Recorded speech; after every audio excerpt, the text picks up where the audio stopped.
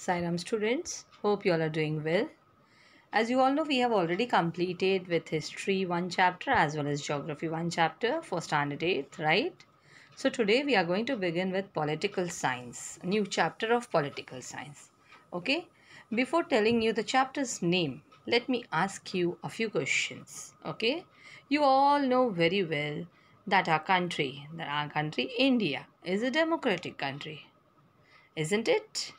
Yes. Now tell me, what is democracy? Democracy is a government of the people, by the people, for the people. Right? You all know that India is a secular country. You all have heard about it, right? But what does this mean? What is the meaning of secular country? This means that people of different religions and faiths have the freedom to practice and follow their religion without any fear of discrimination. It is impossible for any government to be democratic without being secular, especially in a multi religious country like ours, that is India. Equality itself guarantees that minorities are protected against the majorities. So, today we are going to begin with chapter number 2 of political science, that is understanding secularism. Now, let's just go through the content of our chapter. In this chapter, we are going to see what is secularism, and that we will understand the meaning of secularism. Then, why is it important to separate religion from the state? Then, the next topic we will see in this is what is Indian secularism? Then, the next is in what way is Indian secularism different from that of other democratic countries? So, children, let's begin with the first topic, that is what is secularism. Now, students, you imagine yourself as a Hindu or Muslim living in a part of the United States of America where Christian fundamentalism is very powerful. Now, here, what is the meaning of fundamentalism? It means to believe in the original form of a religion. Okay, the people in United States of America believe that statements given in Bible are literally true. Suppose that despite being a US citizen, no one is willing to rent their house to you just because you are a Hindu or a Muslim. How would this make you feel? Just think in that way. What will be your feeling for that thing? Would it not make you feel resentful? Now, here, what is the meaning of resentful? Feeling angry because of you have been forced to accept someone or something that you do not like at all. Now, what if you decided to complain against this discrimination and were told to go back to your mother country, that is India? Would this not make you feel angry? Of course, your anger could take two forms. So, students, what can be the two forms your anger may take place? You might react by saying that Christians should get the same treatment in places where Hindus and Muslims are in a majority. Or the second possibility, you may fight, stating that no one should be discriminated against on the grounds of their religious practices and beliefs. So, this statement, students, rest on the assumption that all forms of domination related to religion should end. This is the essence of secularism. Now, let's understand India is a country which does not encourage one single religion, but any and every religion can be practiced on this land. Like, in fact, you can say many religions such as Hinduism, Buddhism, Jainism, Sikhism originated in India. So it means in India, no one should be discriminated on grounds of their religious practices and beliefs. This is the essence of secularism. So, children, in this chapter, you will read more about what does this means and its Indian context. Okay.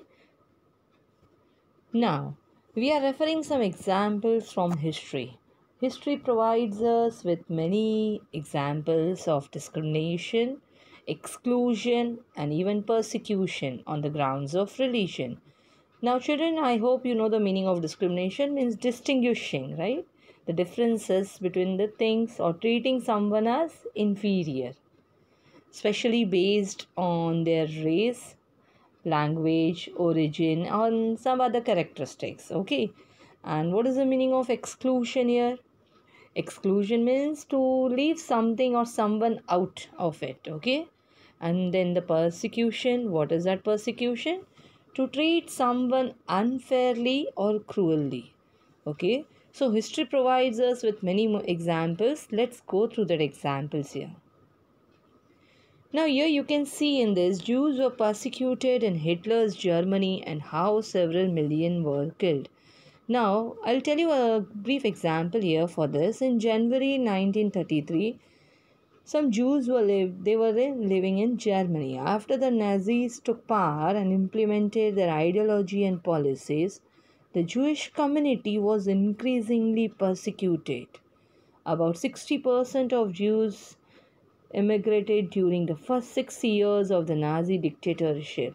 Then in 1933, again, the persecution of the Jews became an official Nazi policy.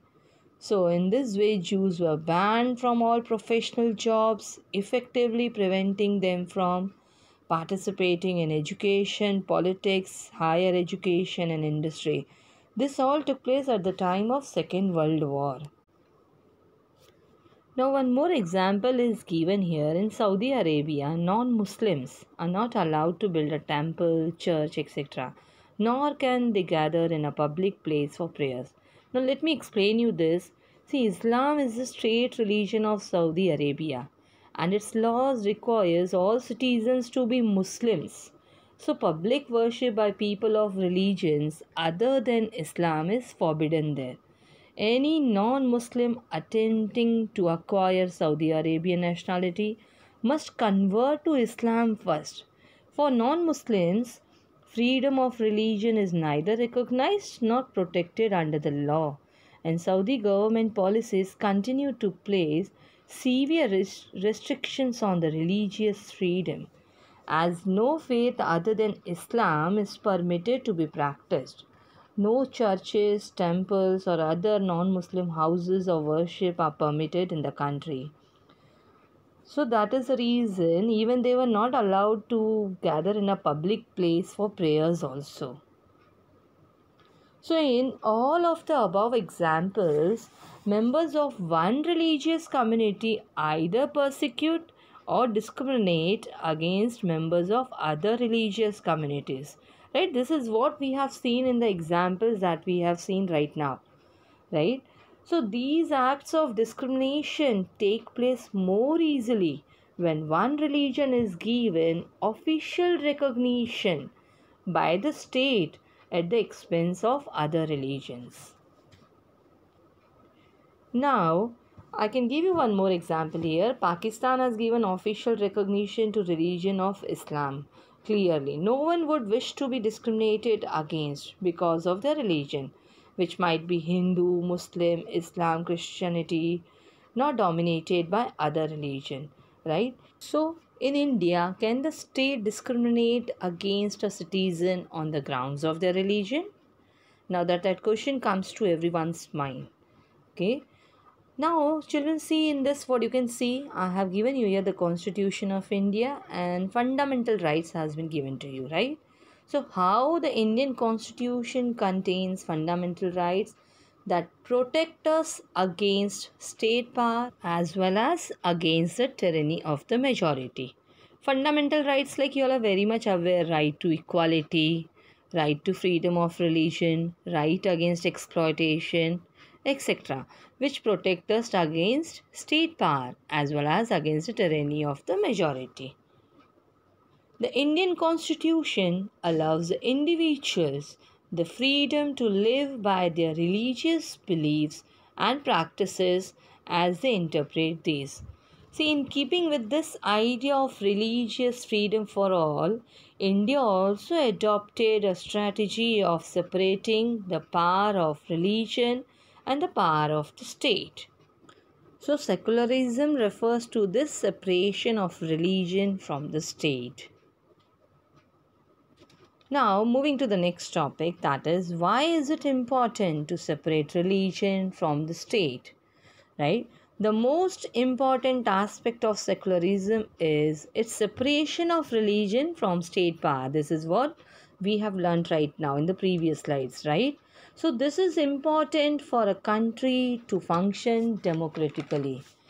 See, almost all the countries of the world will have more than one religious group living in them. Like India has Hindus, Christians, Sikhs, Muslims, etc. Right? Within these religious groups, there will most likely be one group that is in a majority. Like for example, we can say in India, Hindus is religious group which is in majority, right?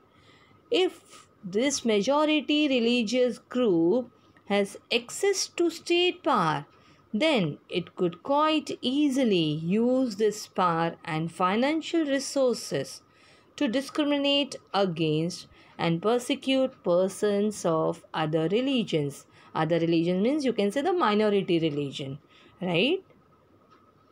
So, this tyranny of the majority could result in the discrimination and even killing of religious minorities.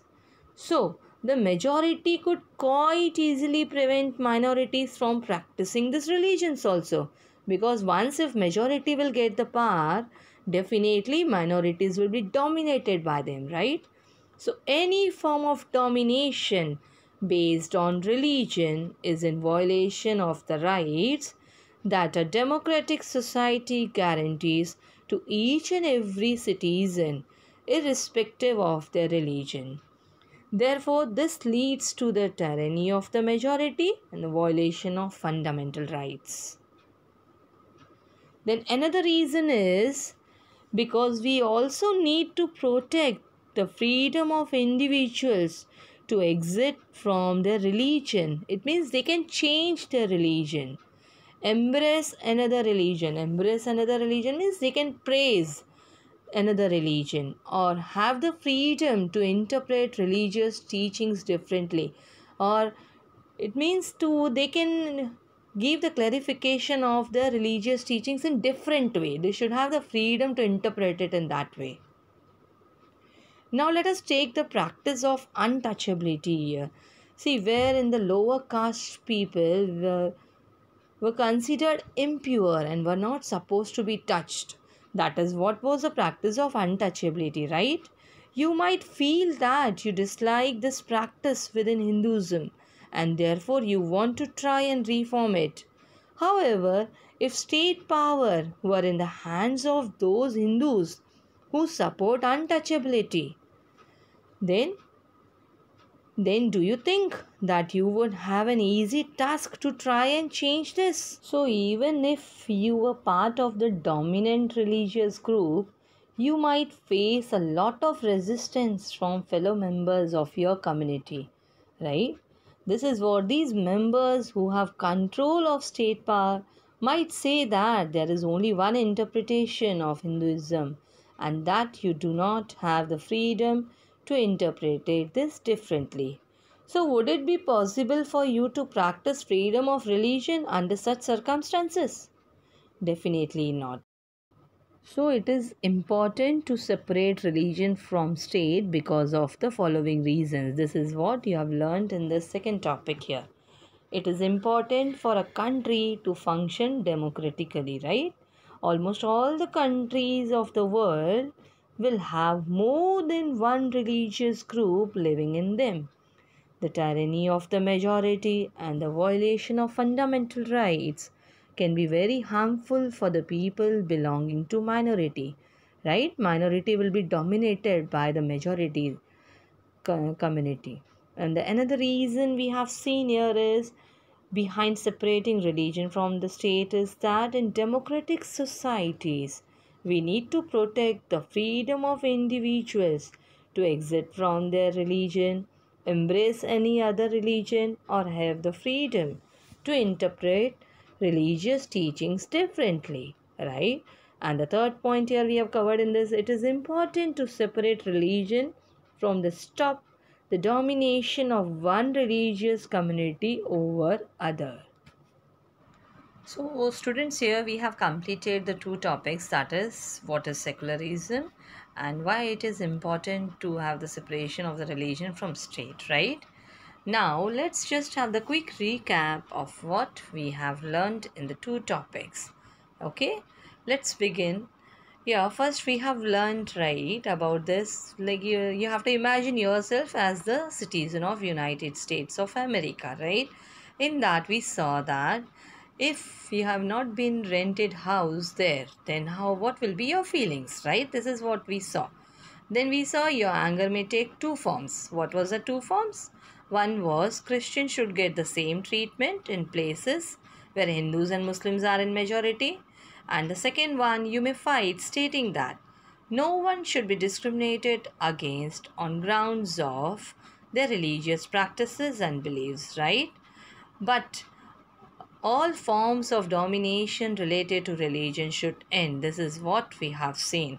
And that is main essence of secularism, right? Then further we saw the two examples based on the Jewish as well as the Saudi Arabia, right? In that Saudi Arabia, we saw the non-Muslims. They were not allowed to gather for the prayers, and even they were not supposed to build churches as well as the temples, right? This is what we have seen in that. So what did we understood from that examples? Members of one religious community either persecute or discriminate another against members of other religious communities, right? These acts of discrimination take place more easily when one religion is given official recognition by the state at the expense of other religions, right? This is what we have learned. Then the question arises there in India. Can the state discriminate against citizens on the grounds of their religion? Right? Then we saw what is secularism. The Indian Constitution contains fundamental rights, right? You have learned about the fundamental rights that protect us against state power as well as against the tyranny of the majority, right? Then we saw in this, in keeping with this idea of religious freedom for all, India also adopted a strategy of separating the power of religion and the power of the state. That is only the secularism. Secularism refers to this separation of religion from the state. Then further, we move to the next topic, that is, why is it important to separate religion from the state? Right? In that we saw the most important aspect of secularism is its separation of religion from state power, right? Then why it is important? If the country wants to function democratically, then it is very important to separate it from the state. Then we saw almost all countries of the world will have more than one religious group living in them, right? Then we learned about the majority religious group, right? If the majority religious group has access to state power, then it is quite easily use this power and financial resources to discriminate against and persecute persons of other religion. Other religion means we were talking about the minority religion here, right? Then the next we saw any form of domination based on religion is in violation of the rights that a democratic society guarantees to each and every citizen irrespective of their religion, right? Then we saw the further here. Another reason is to separate religion from the state is we also need to protect the freedom of individuals to exit from their religion, embrace another religion, or have the freedom to interpret religious teachings in different way, that is differently. Okay, then further we saw these members who have control of state power might say that there is only one interpretation of Hinduism and that do not have the freedom to interpret this differently. This is what we have learned in the today's session. the remaining two topics, that is, what about the Indian secularism, as well as the last topic of this chapter we are going to learn in the next session. So children, hope you have understood both the topics very well. Here is an activity given to you. Think and write, what do you understand by the term secularism? You write about it, as well as write the fundamental rights mentioned in the Indian Constitution. Right? So children, I'll suggest one thing. Write all the important points of this session, whatever we have learnt in this particular session, in the notebook, so that it will be helpful to you whenever you want to refer it. Okay? And it will be for the easy understanding. It is really useful for you. And as always I tell you, after completing with this video, after going through this whole session, worksheet will be given at the end. Okay, so complete that worksheet, submit it, and just see to it you should do it on the very same day. Okay, see you in the next session with the remaining two topics of this chapter. Till then, take care.